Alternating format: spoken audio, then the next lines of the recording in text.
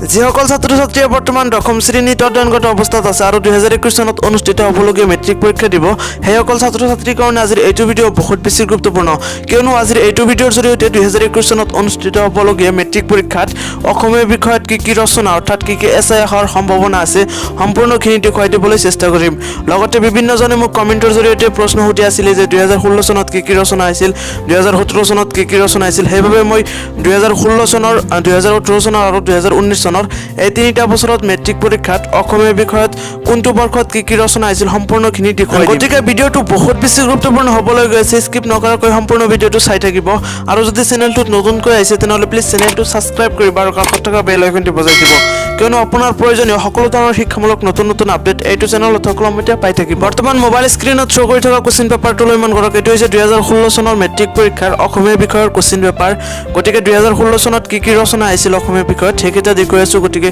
চাই থাকক 2016 চনত আহিছিল তিনিটা তোমাৰ প্ৰিয় গ্ৰন্থ অসমৰ প্ৰাকৃতিক সম্পদ শিক্ষা আৰু মূল্যবোধ এই তিনিটা আহিছিল 2016 চনত মনত ৰাখিব তাৰ কাৰণে 8 নম্বৰ আছিল যিকোনো এটা লিখিবৰ কাৰণে 8 নম্বৰ আছিল এতিয়া আকৌ 2018 চনত কি ৰচনা আহিছিল অসমীয়া বিষয়ত সেইকেইটাও দেখুৱাইছো গতিকে ভিডিঅ'টো অলপ স্কিপ নকৰাকৈ সম্পূৰ্ণভাৱে চাই থাকিব কোনটো পেজত বাৰ হ'ল মই ওলাই আছো 2018 চনত আহিছিল তিনিটা তোমাৰ প্ৰিয় গ্ৰন্থ অসমৰ বানপানী পৰিৱেশ প্ৰদূষণ আৰু ইয়াৰ প্ৰতিকাৰ সো এই তিনিটা আহিছিল 2018 চনত মনত ৰাখিব তাৰ পিছত এইটো কোৱেশ্চন পেপাৰলৈ মন কৰক এইটো হৈছে 2019 চনৰ মেট্ৰিক পৰীক্ষাৰ কোৱেশ্চন পেপাৰ গতিকে 2019 চনত কি ৰচনা আহিছিল সেইকেইটাও দেখুৱাইছো চাই থাকক 2019 চনত আহিছিল তিনিটা স্কুল আলোচনী আৰু ইয়াৰ উপযোগিতা দৈনন্দিন জীৱনত বিজ্ঞানৰ প্ৰভাৱ দূৰদৰ্শন এই তিনিটা আহিছিল 2019 চনত এতিয়া মূল কথাটো হ'ল যে 2021 চনত অনুষ্ঠিত হ'বলগীয়া মেট্ৰিক পৰীক্ষাত অসমীয়া বিষয়ত কোন কেইটা ৰচনা অহাৰ আটাইতকৈ বেছি সম্ভাৱনা আছে আটাইতকৈ বেছি চান্স আছে হয় তাৰে ভিতৰত মই কোৱেশ্চন পেপাৰ আৰু নোটছ আৰু কিতাপৰ লগত বাছনিকৃতভাৱে কেইটামান মানে 6টা ৰচনা বাছনি কৰিছো তাৰে ভিতৰত প্ৰথমটো চাব শিক্ষা আৰু মূল্যবোধ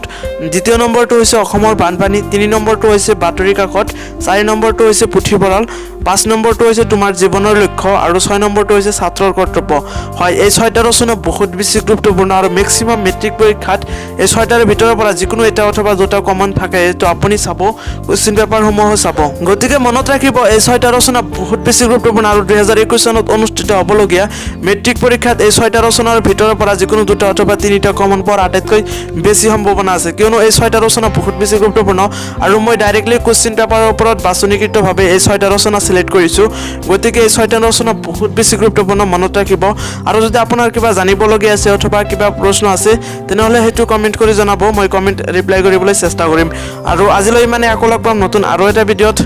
গুড বাই